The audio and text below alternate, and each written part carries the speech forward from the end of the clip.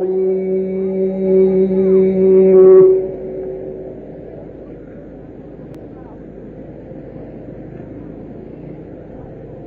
وجاهدوا في الله حق جهاده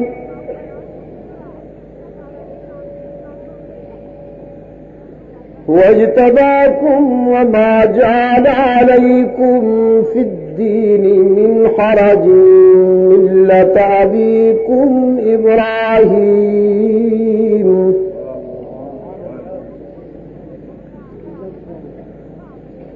هو سماكم المسلمين من قبل وفي هذا ليكون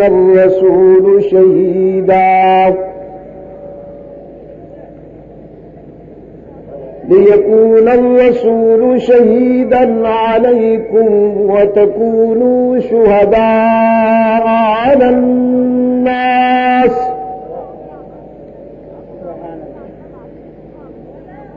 فأقيموا الصلاة وآتوا الزكاة واعتصموا بالله هو مولاكم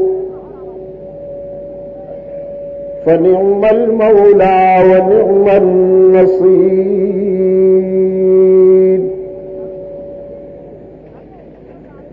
وقال الله تبارك وتعالى في مقام آخر إن الله اشترى من المؤمنين أنفسهم وأموالهم بأن لهم الجنة يقاتلون في سبيل الله فيقتلون ويقتلون وعدا عليه حقا في التوراة والإنجيل والقرآن فمن أوفى بعهده من الله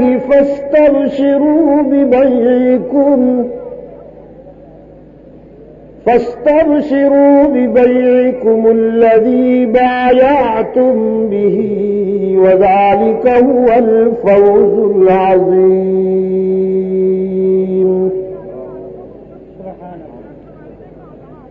صدق الله مولانا العظيم. وعن معاوية بن أبي سفيان رضي الله تعالى عنهما قال قائدنا الأعظم رسول الله صلى الله عليه وسلم من يرد الله به خيرا يفقهه في الدين. وصدق رسوله النبي الأمي الكريم ونحن على ذلك لمن الشاهدين والشاكرين والحمد لله رب العالمين.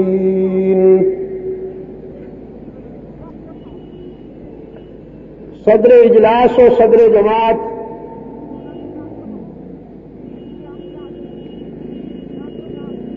ارباب علم و دانش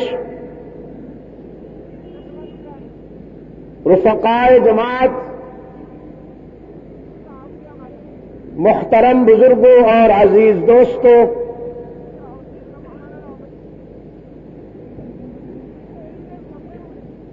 آج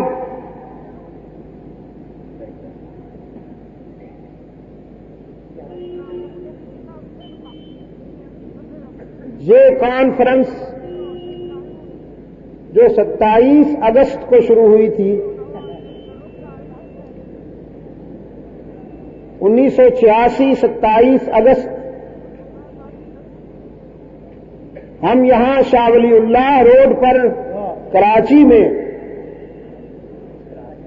دعوت و تبلیغ کی نسبت سے جمع ہیں۔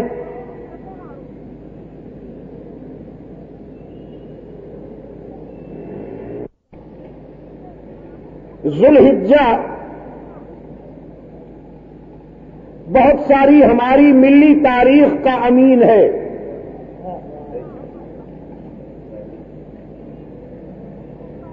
یہ ماہ مبارک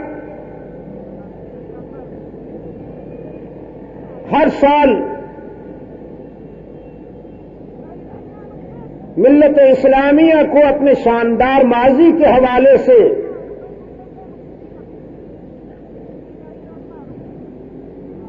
یہ یاد دلاتا ہے کہ تمہاری تاریخ کی ابتدا بھی قربانی سے ہوئی ہے، انتہا بھی۔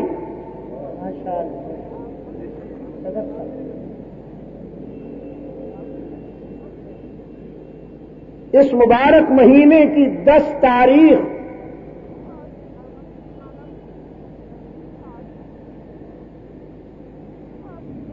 خلیل اللہ کے ایثار اور ذبیح اللہ کے ذوق تسلیم و رضا کی یاد دلاتی ہے۔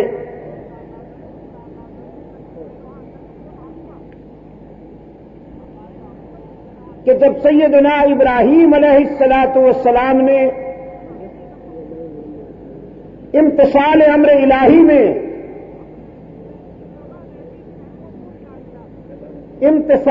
امر الہی میں اپنے لخت جگر کو منزل عشق پر قربان کر کے قصر ملت کا سنگ بنیاد رکھا۔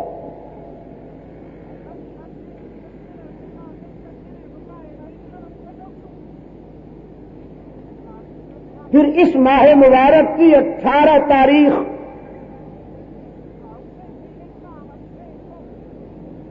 صبر و رضا کے اس کوہ گراں کے صبر استقامت کی یاد دلاتی ہے۔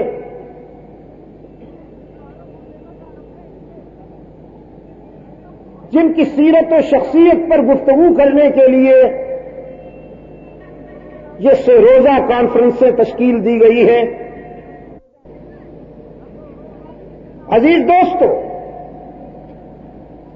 مسلمانی میں قوت خون ہی بہنے سے آتی ہے۔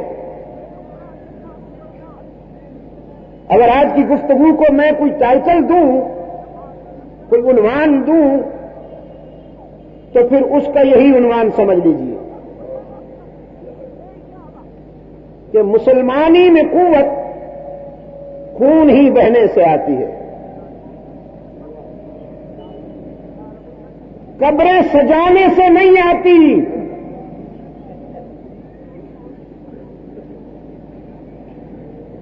اللہ کے نیک بندوں کی قبروں پر منڈیاں بنانے سے مسلمانی میں قوت نہیں آتی، توندیں بڑھتی ہے۔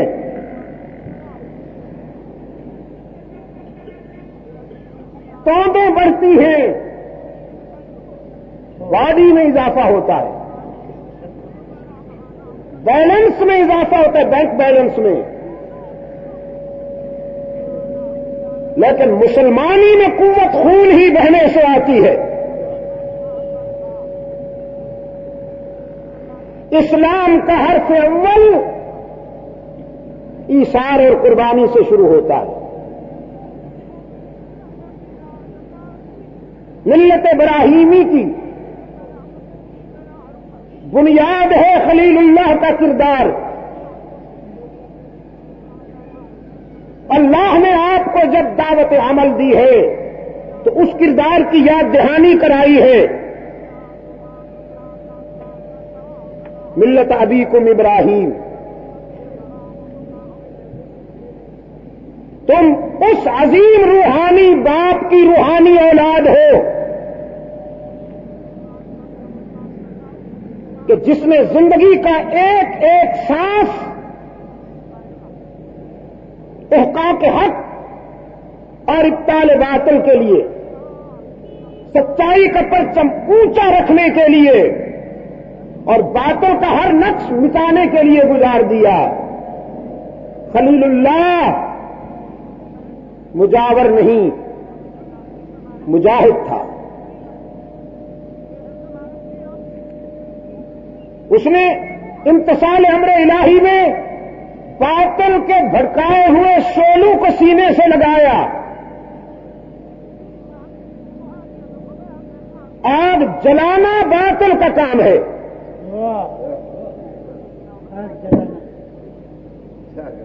ارباب علم و دانش یاد رکھیے، اسلام تخریب کار نہیں ہے، اسلام اور تخریب کا کوئی رشتہ نہیں،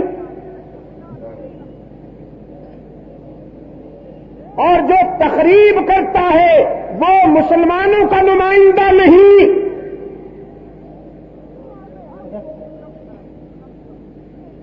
آگ جلانا، آگ بھڑکانا باطل قوتوں کا ذوق ہے، اور بھڑکتے ہوئے شعلوں کو خون جگر سے بجھانا خلیل اللہ کا عمل ہے۔ طاقت ہمیشہ آگ جلاتی ہے اور صداقت شعلوں کا سامنا کر کے مسکراتی ہے۔ تیرے اپنے الفاظ، طاقت ہمیشہ آگ جلاتی ہے اور صداقت شعلوں کا سامنا کر کے مسکراتی ہے۔ نوجوانوں، اللہ آپ کی جوانیوں کو سدا بہار رکھے، آپ کے چہروں پہ شباب کی سرخی قائم رہے۔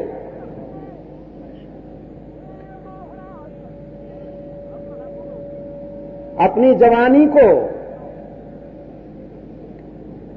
اور اپنے شباب کو اللہ کی طرف سے امانت سمجھ کر سنبھالیے۔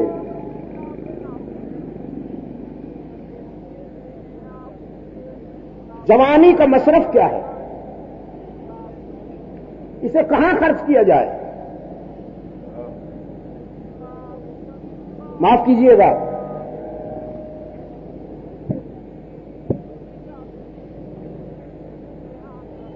اگرچہ ذرائع ابلاغ نے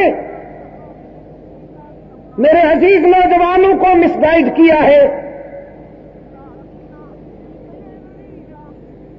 جوانی قوموں کے اجتماعی وجود میں روح کا کردار ادا کرتی ہے۔ جس قوم کی جوانی بگڑ جائے وہ قوم دیر تک زندہ نہیں رہ سکتی، اس لیے کہ جوانی روح انقلاب ہوا کرتی ہے۔ اور تقسیم کے بعد سب سے بڑی ٹریجڈی یہی ہوئی، سب سے بڑا المیہ یہی ہوا کہ اس ملک کی جوانی کو پٹڑی سے اتارنے کے لیے ریڈیو، پریس بولے کتے کی طرح پیچھے پڑ گئے، بولے کتے کی طرح۔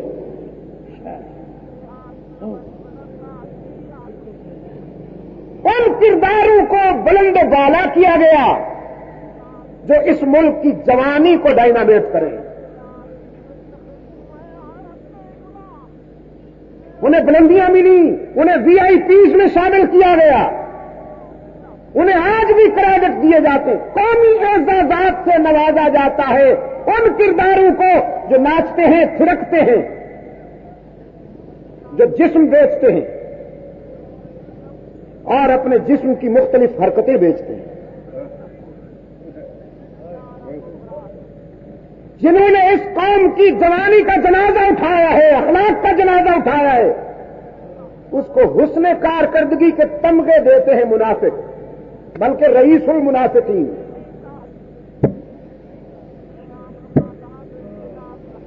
توبہ توبہ کے نعرے لگا کے پیتے ہیں اور کوئی پوچھنے والا نہیں، کوئی پوچھنے والا نہیں۔ اور ماشاءاللہ انہیں 1.5 فٹ کی داڑھیوں والے مذہبی سہارے بھی میسر آ گئے ہیں۔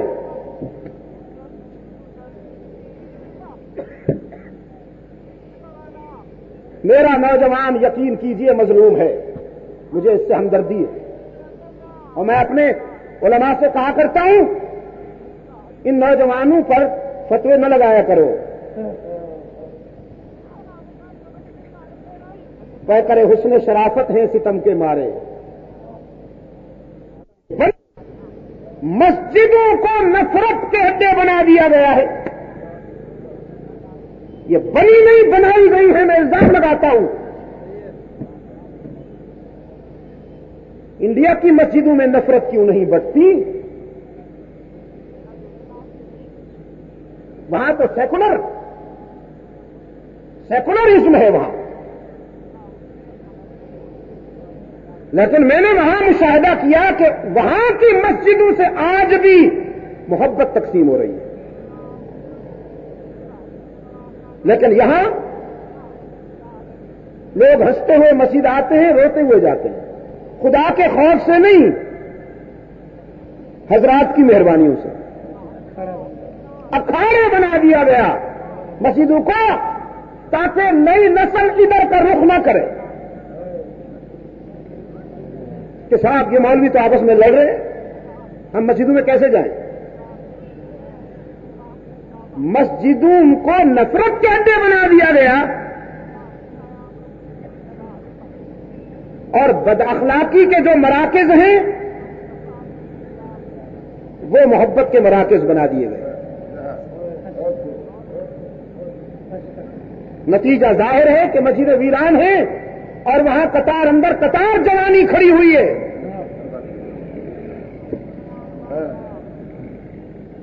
زہر کو میٹھا لگا دیا گیا.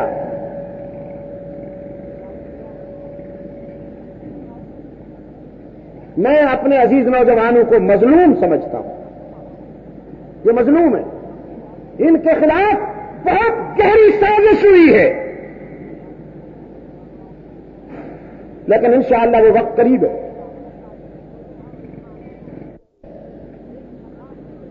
اللہ نے جن دوستوں کو جوانی دی ہے جو زندگی کے اس مرحلے سے گزر رہے ہیں، انہیں خلیل کی جوانی دعوت فکر دے رہی ہے کہ اپنا شباب اور اپنی قوت کو باطل کے نقوش مٹانے میں اور سچائی کا پرچم بلند کرنے میں خرچ کرو. شعلوں میں کودے اس کی مرضی کے لیے، اس کی مشیت پر وطن چھوڑا، امتثال امر الہی میں اہلیہ اور لخت جگر کو ویرانے میں بٹھایا.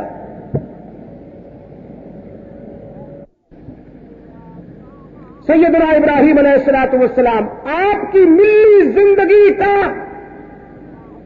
سنگ بنیاد رکھنے والا وہ معمار اعظم اپنی بیوی اور اپنے بچے کو لیے ہوئے اس ویرانے کے سینے پر جا رہے ہیں جسے قرآن وادی غیر ذی زرع کہتا.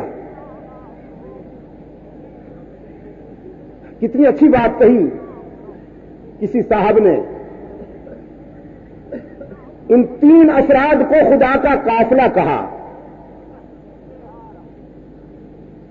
فرمایا خدا کا قافلہ جو مشتمل تھا تین جہانوں پر،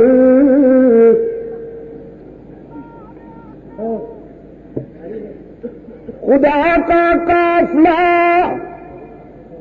جو مشتمل تھا تین جہانوں پر، معزز جس کو ہونا تھا زمینوں آسمانوں پر، چلا جاتا تھا اس تپتے ہوئے صحرا کے سینے پر، جہاں دیتا ہے انسان موت کو ترجیح جینے پر. اس ویرانے کے سینے پر سیدنا ابراہیم علیہ الصلوۃ والسلام نے بنیاد بہار رکھی، بٹھا دیا اپنی عفت مآب بیوی اور عصمت مآب لخت جگر کو، اور پھر دونوں سے رخ پھیر کر اپنے داتا کے حضور التجا کی. ربنا انی اسکنت من ذریتی بواد غیر ذی زرع عند بیتک المحرم ربنا ليقيموا الصلاة فاجعل أفئدة من الناس تهوي إليهم وارزقهم من الثمرات لعلهم يشكرون۔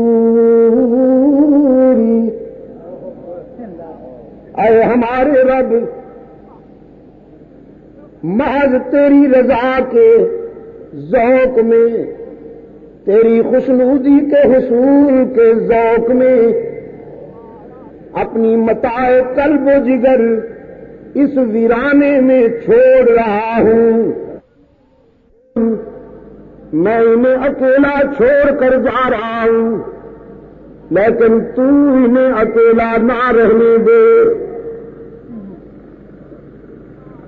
ان کی محبت اپنے بندوں کے دلوں میں بھر دے، اپنے بندوں کو ادھر متوجہ کر دے۔ میں جا رہا ہوں، تیرے بندے آنا شروع ہو جائیں۔ اور اے میرے معبود، میں کچھ نہیں لایا، صرف متاع قلب و جگر لایا ہوں۔ وارزقہم من الثمرات، روٹی کپڑا اور مکان بھی انہیں تو عطا کر۔ لیڈر ووٹ مانگنے کے لیے قوم کو روٹی کپڑا اور مکان کا جھانسا دیتا ہے، اور خلیل تنہائی میں خلوت میں اپنی ذریت کے لیے اللہ سے روٹی کپڑا اور مکان مانگتا ہے۔ وارزقہم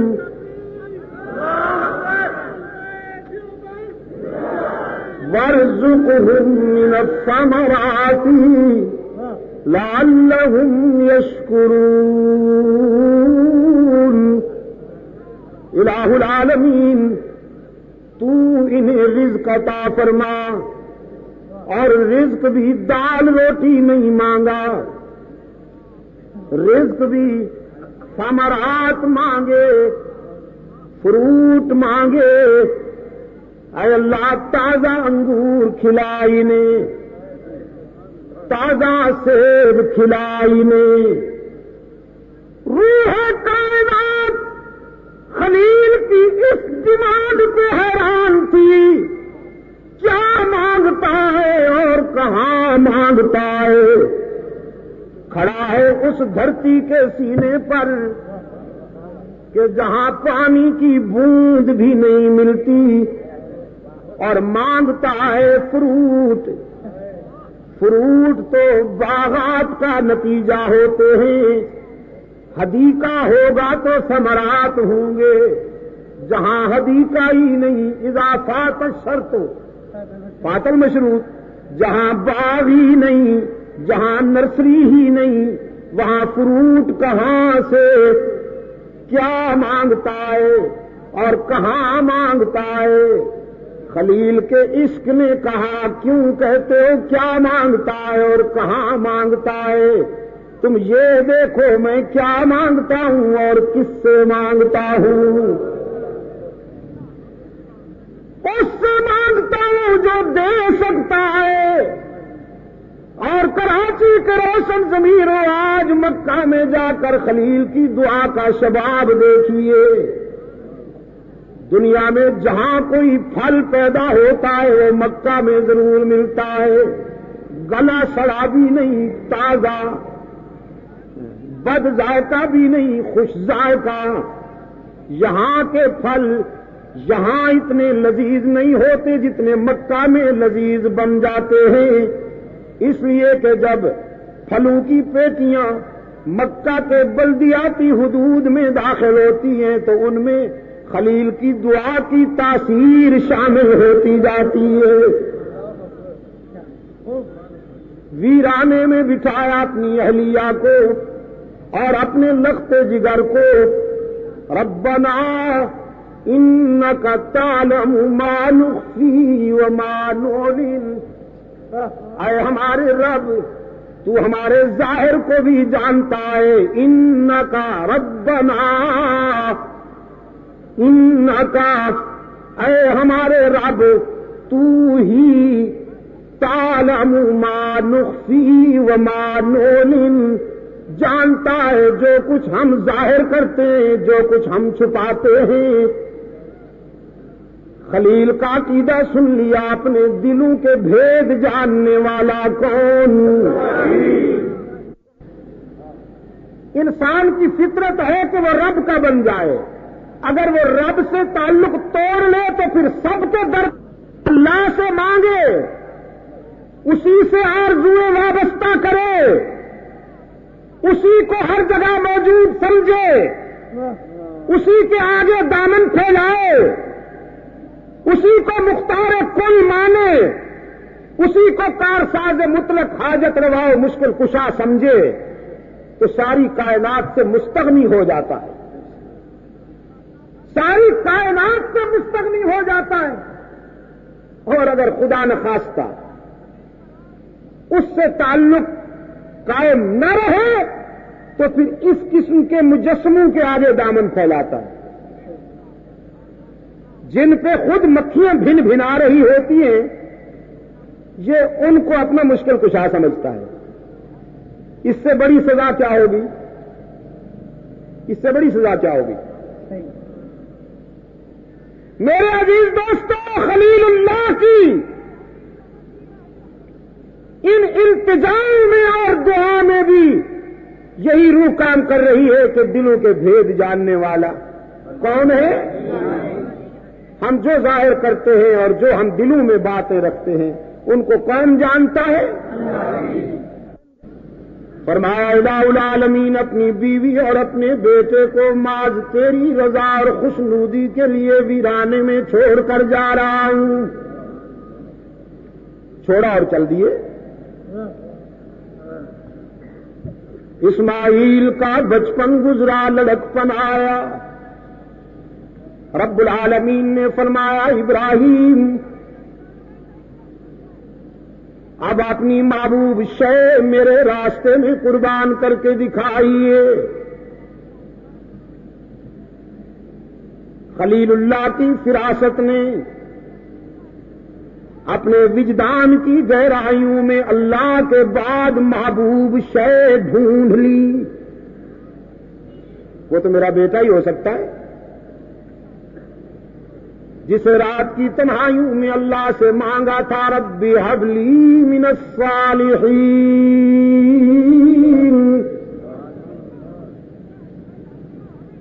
کراچی کے روشن ضمیروں، پیغمبر کی دعا کتنی جامع اور کتنی مکمل ہوتی ہے۔ صرف یہ نہیں کہا کہ بیٹا دے دے جیسے ہم اور آپ مانگتے ہیں، یا اللہ بیٹا دے دے، یا اللہ بیٹا دے دے، چاہے وہ جب 20 سال کی عمر کا ہو ایسے کردار کا مظاہرہ کرے کہ خاندان بھر کی عزت کا جنازہ نکل جائے اور پھر باپ صاحب کہیں کاش کمبخت تو پیدا ہی نہ ہوا ہوتا، مجھے تو ایسا بنے گا تو تیرے جنم کے دن ہی میں گلا گھونٹ دیتا۔ نہ گلا گھونٹنے کی ضرورت ہے نہ پچھتانے کی، بس صرف اتنی گزارش ہے، اللہ سے جب مانگا کیجئے تو دعائے خلیل کی اتباع کر کے عرض کیا کیجئے، اے اللہ نیک اولاد عطا فرما۔ حضرت زکریا علیہ السلام نے بھی جب اللہ سے مانگا فرمایا رب ہب لی، ہنالک دعا زکریا ربہ قال ربی هب لي من لدنك ذرية طيبة۔ یہ خلیل نے بھی التجا کی رب هب لي من الصالحين۔ ضعیفی اور بڑھاپے کے زمانہ میں اللہ نے بیٹا عطا فرمایا۔ چاہتے ہیں خلیل، چاہتے ہیں حق تعالی نے فرمایا پھر اب قربان کیجیے اپنی محبوب شے کو میرے راستے میں. تیار ہو کر آئے, خنجر تیز کر کے بیٹے کو منزل عشق پر لے گئے, سامنے کھڑا کیا, فرمایا انی ارا فی المنام انی اذبحک فانظر ماذا ترى. لخت جگر خواب دیکھ کر آیا ہوں کہ خنجر میرا ہے, گلا تیرا ہے, اور منشا پروردگار کی ہے. تو اب بتائیے کہ آپ کا رد عمل کیا ہے؟ ذبیح اللہ نے بلا تاخیر عرض کر دیا یا ابت افعل ما تؤمر. ابا حضور جو حکم ملا ہے وہ کر کے دکھائیے. یہ پوچھنے کی باتیں نہیں ہے, کر گزرنے کی منزل ہے. فرمایا بیٹے میں تو تیار ہو کر آیا ہوں, لیکن تو جو ابھی کم سن ہے. فطرت مسکرائی. پیغمبر کم سن ہونے کے باوجود کوتاہ نظر نہیں ہوا کرتے, بالغ نظر ہوا کرتے ہیں. اسماعیل نے یقین دہانی کرا دی. ابا حضور آپ اللہ کے اذن اور اللہ کے امر کی اطاعت میں جو کرنا ہے کیجیے. ستجدنی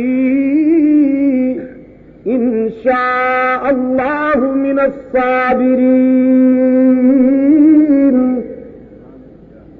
مجھے آپ انشاءاللہ صبر کرنے والوں میں سے ہی پائیں گے.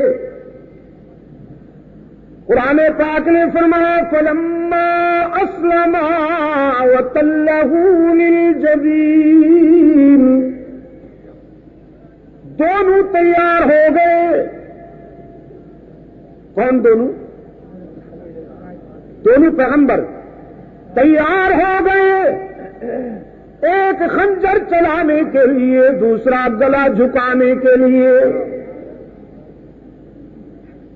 اس جذبے کو قرآن نے اسلما کے الفاظ سے معنون کیا ہے. اسلما, اسلام, اسلما, اسلام اور اسلما یہ گویا تسلیم کے دو رخ. اسلام نام ہی اسی کا ہے کہ امتثال امر الہی میں صبر و رضا کا پیکر بن جانا. دونوں تیار ہو گئے. خلیل بھی یہ نہیں کہتا الہ العالمین جسے رو رو کے مانگا اسے ذبح کر دوں, اور اسماعیل بھی نہیں کہتا کہ ابھی تو میری زندگی کی ابتدا ہے, ابھی تو میں نے کون سے دن گزار لیے ہیں زندگی کے, بچپن میں لڑکپن میں ہی ذبح ہو جاؤں. دونوں آمادہ ہو گئے. تسلیم و رضا کے معیار پہ دونوں پورے اترے. خلیل اللہ نے خنجر چلایا اور اسماعیل نے گلا جھکایا. بس ان دونوں کا کام یہاں تک تھا. وہ خنجر چلا دیں اور وہ گردن جھکا دیں. موت و حیات کا مالک تو وہی ہے. گلا کٹنے نہیں پایا. قرآن کہتا ہے وَفَدَيْنَاهُ بِذِبْحٍ عَظِيمٍ. ہم نے اسے ذبح عظیم سے بدل دیا. ایک جانور ذبح ہو گیا. اسماعیل سلامت رہے.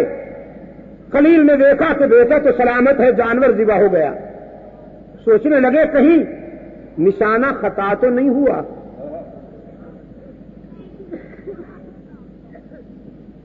قرآن پاک کہتا ہے وَنَادَيْنَاهُ أَن يَا إِبْرَاهِيمُ.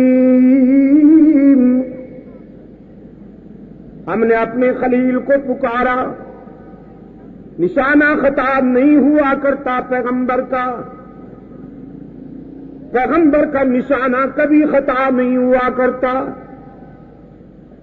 اس لیے کہ وہاں تو وما رمیت اذ رمیت ولکن اللہ رما کا ضابطہ کار فرما ہوتا ہے. تو پھر الہ العالمین میں نے تو بیٹے کے گلے پہ خنجر چلایا تھا، یہ تو جانور ذبح ہو گیا ہے۔ رب العالمین نے فرمایا میرے خلیل انا کذالک نجزی المحسنین، ہم وفاؤں کا صلہ وفاؤں سے دیا کرتے ہیں۔ آپ کا کام تھا خنجر چلانا، اسماعیل کا منصب تھا گلا جھکانا، تم دونوں کامیاب ہو گئے ہو، لیکن گلا کٹوانا ہمارا مقصود نہیں تھا۔ تم نے اپنی ذمہ داری پوری کر دی، مبارک دیتا ہوں تمہیں، کامیاب ہو گئے ہو۔ لے جاؤ اپنے لخت جگر کو، ہاجرہ کی ممتا بے قرار ہوگی۔ عزیز دوستو، یہ ہے سنگ بنیاد ملت ابراہیمی کی تاریخ کا، یا قصر ملت اسلامیہ کا سنگ بنیاد۔ اب آئیے مکتب مصطفی کی طرف، رحمت عالم صلی اللہ علیہ وسلم کے مکتب کی طرف، یہاں جو انسان تیار ہوئے